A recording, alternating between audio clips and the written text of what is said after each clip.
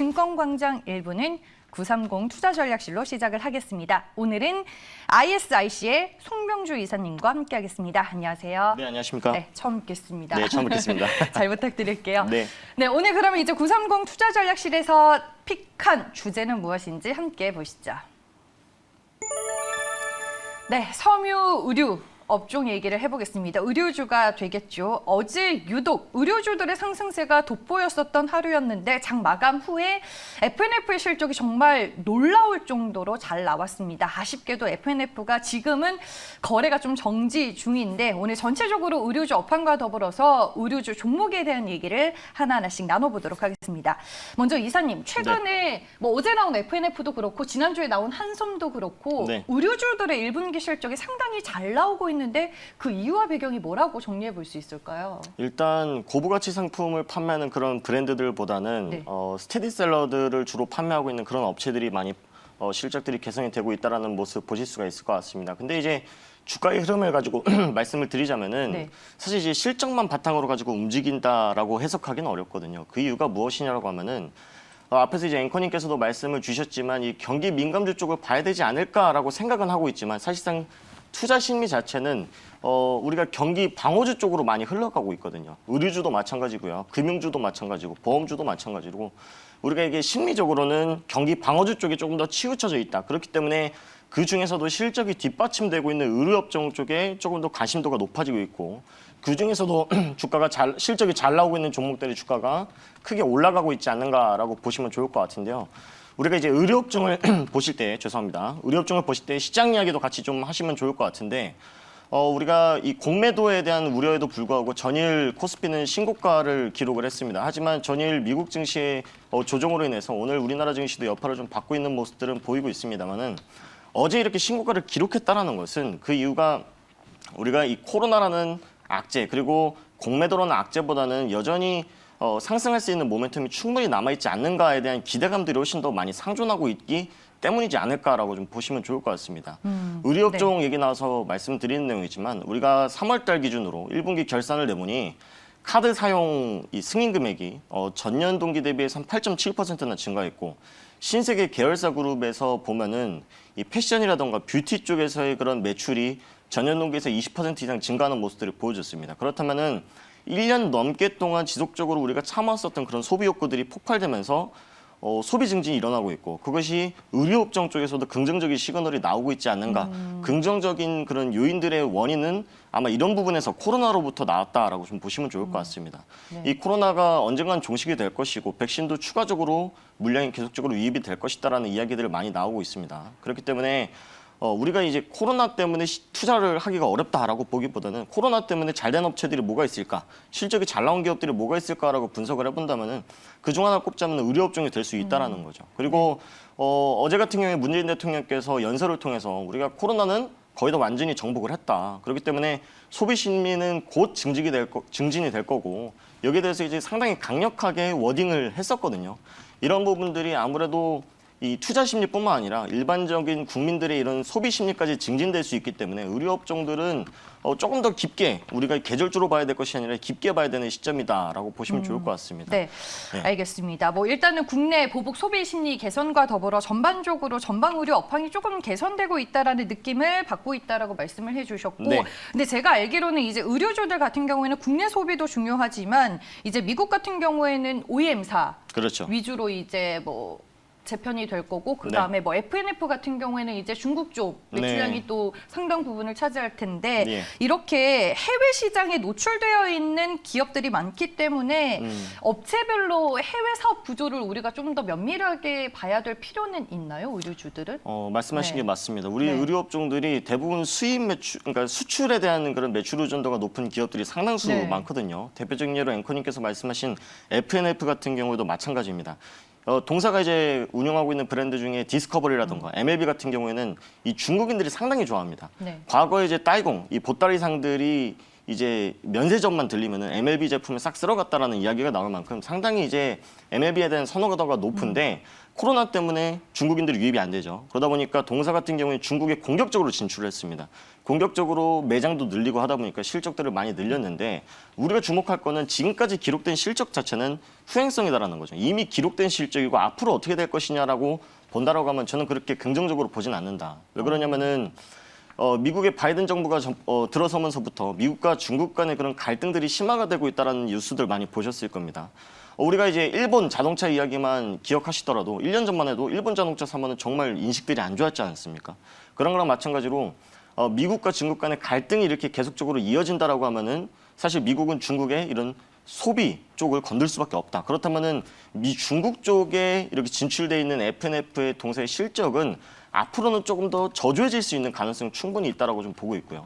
인적 분할에 대한 이슈도 마찬가지입니다. 이제 투자사업본부라던가 패션사업본부 이렇게 분할이 되고 FNF 홀딩스가 어떻게 보면은 이제 지주사 역할을 하게 되는데 지주사는 원래 이제 저평가되기로 유명하지 않습니까? 그리고 패션사업본부는 앞에서 말씀드렸다시피 이미 기록된 실적이기 때문에 앞으로에 대해서는 좀 미지수다. 그렇기 때문에 보유자분들은 만약에 20일 이후에 인적 분할된 이후에 네. 조금씩 차익 실현하는 과정들이 좀 좋을 것 같고요. 뭐 신규 진입에 대해서는 조금 더 보수적으로 보셔야 되지 않을까 이런 의견 좀 드려보도록 하겠습니다. 한 가지 더 궁금한 게 네. 의류주들 같은 경우에는 네. FW 그러니까 가을 겨울이 아무래도 제품 판매가가 그렇죠. 더 높기 때문에 성수기지 않아요? 근데 그렇죠. 지금 1분기 때 실적이 이렇게 잘 나와 버리면 네. 하반기는 도대체 얼마나 더 잘 나오려고 네. 이런 생각이 좀 들거든요. 네. 근데 이제 사실 최근에 의류주들 실적이 좋았던 게 앞에서도 제가 말씀드렸다시피 어떤 특정한 이런 아이템들이 대박이 나서 이렇게 잘 된 게 아니거든요. 원래 말씀하신 대로 겨울에 비싼 패딩, 고부가치 상품들이 잘 나가야지 실적이 좋아지는 겁니다. 우리가 패딩 같은 경우에 비싼 거는 한 200~300만 원씩도 하죠. 뭐 그런 거를 쉽게 사 입을 수는 없지만 그런 것들이 판매가 되기 때문에 실적이 좋아진다라는 겁니다. 근데 지금 판매되고 있는 의류 업종들의 실적들을 보면은 특히나 이제 FNF 같은 경우에 보면은 디스커버리라든가 MLB 사실 중저가의 젊은 층들이 좋아하는 브랜드란 말입니다. 그렇다면은 지금 재난지원금이라든가 보복 심리로 인해서 어쩔 수 없이 지금까지 참아왔던 그런 심리들을 꾹 참아왔던 거를 썼을 뿐이지 고부가치 상품에 대한 그런 수혜는 아니다. 그렇기 때문에 아직까지 이런 보복 심리에 대한 그런 수혜는 하반기까지도 지속될 가능성이 높지 않을까 이렇게 보고 있습니다. 네, 알겠습니다. 네. 저희가 의류주 업황에 대한 얘기를 먼저 들어봤고요. 이제 종목으로 좀 들어가 보겠습니다. 어제 의류주를 제가 좀 찾아보니까 생각보다 종목이 상당히 많았는데 네. 첫 번째로 볼 종목은 영업무역입니다. 잘 아시다시피 이제 OEM 수주 위주로 좀 진행이 되는 의류 기업이잖아요. 그렇죠. 네. 영업무역 같은 경우에는 다들 아시다시피 이게 노스페이스라고 하는 그런 네. 패딩 같은 이런 스포츠 의류들을 좀 많이 판매하는 업체입니다. 외국인들이 이제 한국에 찾아와가지고 이런 얘기까지 했다라고 그러죠. 왜 한국 사람들은 등산복만 입느냐, 산이 그렇게 많느냐 이렇게 농담 따먹기 싫고 이야기를 할 만큼 이런 스포츠웨어에 대한 소비 심리가 상당히 많습니다. 그만큼 실용성도 있고요. 패션에 대한 부분들도 많이 신경 써서 최근 들어 상품들이 많이 나오기 때문에 동사의 실적도 지금까지 나쁘지 않았었던 요인 중에 하나라고 좀 보는데 스포츠웨어 자체는 어떻게 보면은 캐시카우 역할을 하는 스테디셀러 역할을 했다면은 최근에 인수한 자전거 브랜드가 있습니다. 스캇이라고 하는데 유튜브에 스캇 자전거라고만 쳐도 탑10 안에 드는 그런 인기 순위 안에 드는 그런 자전거 브랜드라는 거죠. 자전거를 좋아하시는 분들 같은 경우는 카본 파이버 즉 이 탄소 섬유로 제작된 자전거 같은 경우에 비싼 건 1,000만 원씩도 합니다. 그런 이 스테디셀러와 고부가치 상품의 그런 투트랙 전략으로 매출 전략을 짜다 보니까 이 동사에 대한 매출이라던가 투자 매력도가 상당히 최근 들어서 많이 증가했던 부분들이 많이 보이고 있고요. 최근 들어서 외국인이라던가 기관들의 수급 자체도 상당히 좋은 부분들이 좀 많이 보이고 있습니다. 그래서 이런 부분들 본다면은 전일 신고가 기록하고 오늘 약보합권에서 좀 조정을 받고 있습니다만은 눌림목을 줄 때마다 분할적으로 접근하셔도 충분히 좋은 종목이라고 좀 보고 있고요. 만약에 이제 보유자분들 같은 경우에는 차익 실현을 하면서 조금 여름까지는 좀 보셔도 될 만한 그런 종목이지 않을까 이런 의견을 좀 드려보도록 하겠습니다. 네, 알겠습니다. 영업무역에 대해서 저희가 먼저 분석을 해봤는데 저희가 이 시간을 통해서는 항상 종목에 대해 투자 매력도를 별점으로 주고 있거든요. 살짝 전략에 대해서 말씀해 주시기는 하셨지만 영업무역 투자 매력도 별점 몇 점 주시겠어요? 그래도 이제 신규 진입이 그렇게 쉬운 구간은 아니기 때문에 별점 4점 정도 드려보도록 하겠습니다. 하나를 뺀 거는 최근에 조금 오른 거에 대한 부담감 그렇죠. 때문일까요? 네, 맞습니다. 가격 부담이 있기 때문에 신규 진입 진입에 대해서는 부담이 있으나 가지고 계신 분들은 굳이 지금이라도 팔아야 돼라는 그런 생각까지는 하지 않으셔도 된다라는 의견 정리해 보도록 하겠습니다. 네, 혹시 차트를 좀 자세히 봐주실 수 있을까요? 네, 영업무역 차트 보도록 하겠습니다. 네. 자, 동사 같은 경우에는 사실 2020년도까지는 상당히 힘들었습니다. 이 스포츠웨어가 아무리 잘 나간다 그래도 경기가 좋지 않았다라고 보니까 아무리 이제 우리가 정말 필수적으로 가지고 있어야 되는 그런 스포츠웨어 같은 경우에도 이미 가지고 있던 옷들을 좀 많이 우리가 입고 있었거든요. 그렇기 때문에 동사의 실적이 좋지 않았고 주가 같은 경우에도 한 반토막 이상 나는 모습들이 보여졌습니다. 하지만 이 코로나 때부터죠. 코로나 때부터 사실 정장보다는 편하게 활동하시는 분들 그리고 외부로 많이 다니시는 분들이 많다 보니까 코로나 이후에 대폭 주가가 상승하는 모습들 보여줬고요. 단기적인 조정이 있었으나 이게 단순 기대감뿐만 아니라 실적이 받쳐주네라고 하는 그런 기대감으로 인해서 추가 상승을 하면서 신고가를 기록을 했거든요. 근데 우리가 월봉상 본다면요. 아직까지 한참 남았다라고 좀 봅니다. 저는 기술적으로 봤을 때는 5만 원권에서의 과거 이 상당히 큰 저항대까지는 무리 없이 갈 수 있다. 즉 아까 말씀드렸다시피 하반기까지는 5만 원까지는 꾸준히 지켜보셔도 되는 종목이 영업무역이다라는 의견까지 드려보도록 하겠습니다. 네, 알겠습니다. 네. 영업무역에 대한 투자 의견을 들어볼 수 있었습니다. 다음 두 번째 종목으로는 화승엔터프라이즈를 골라봤습니다. 이 종목 같은 경우에는 아디다스가 실적이 잘 나왔음에도 불구하고 1분기 실적은 좀 다소 부진할 거라고 하더라고요. 네.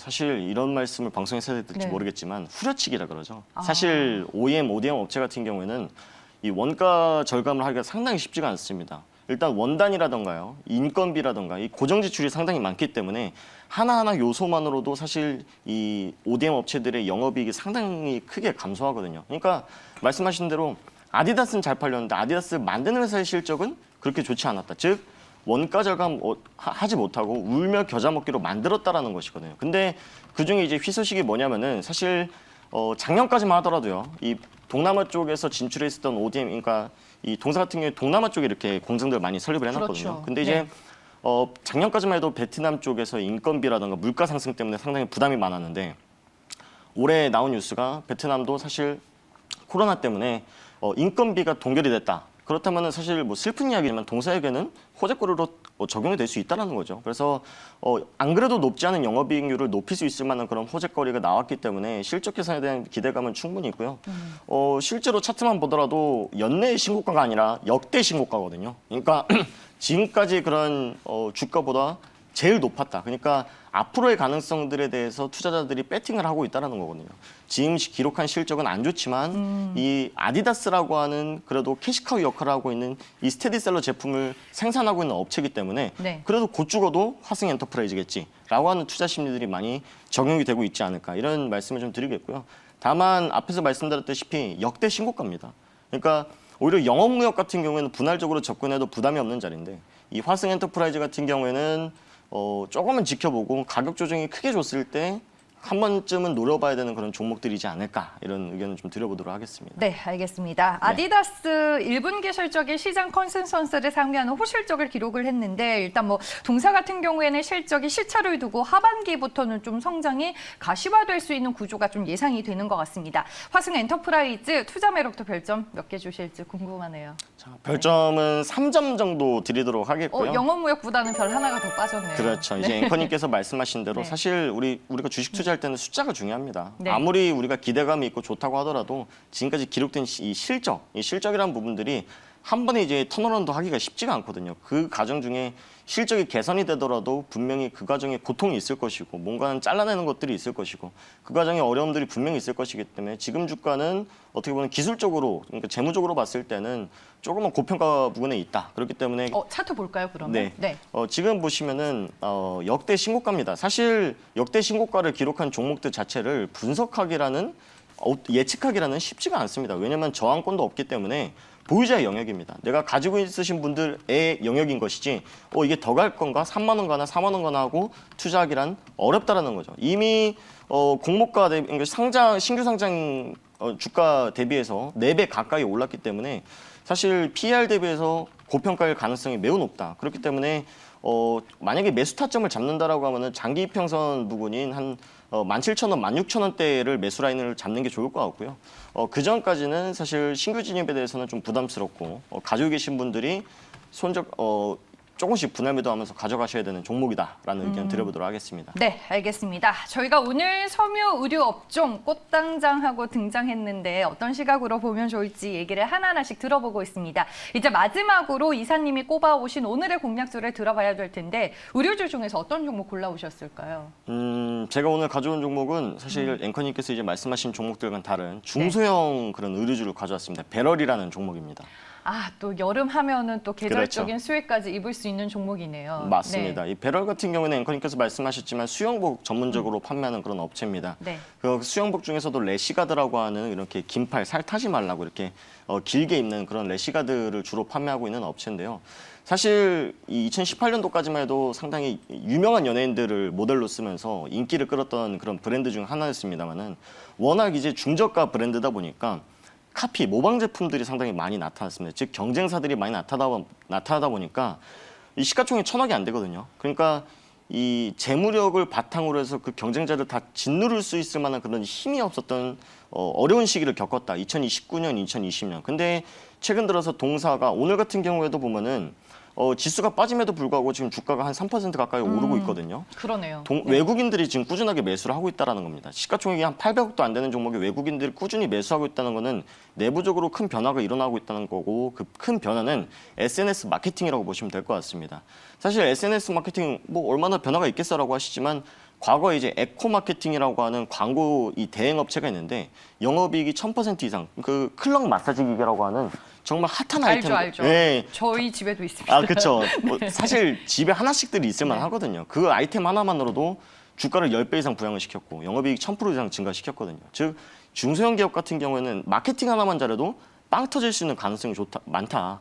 거기서 이제 유지시키는 것이 관건이지 현재 주가는 이 동사가 가지고 있는 마케팅 그리고 기술력 대비해서는 상당히 저평가된 구간에 있기 때문에 이런 SNS 마케팅에 집중하고 있는 현 시점에서 좀 보실 필요가 있겠고 사실 이 작년 실적은 좋지 않았습니다. 왜냐하면 코로나도 겹쳤었고요. 그 뭐 해외 여행도 못 가고 이제 그렇죠. 물놀이가 어려워지니까요. 네, 근데 해외여행도 못 가고 근데 이제 그런 부분들이 보복 심리로 돌아오면서 멀리 여행은 못 가도 우리가 호캉스라던가 또는 풀빌라를 비면서 가족들끼리나 또는 연인들끼리 수영을 하면서 좀 즐기시는 분들이 많이 계시거든요. 그렇기 때문에 저조했었던 그런 실적들에 대한 기저효과로 인해서 실적이 분명히 개선될 가능성이 높다고 보고 있고요.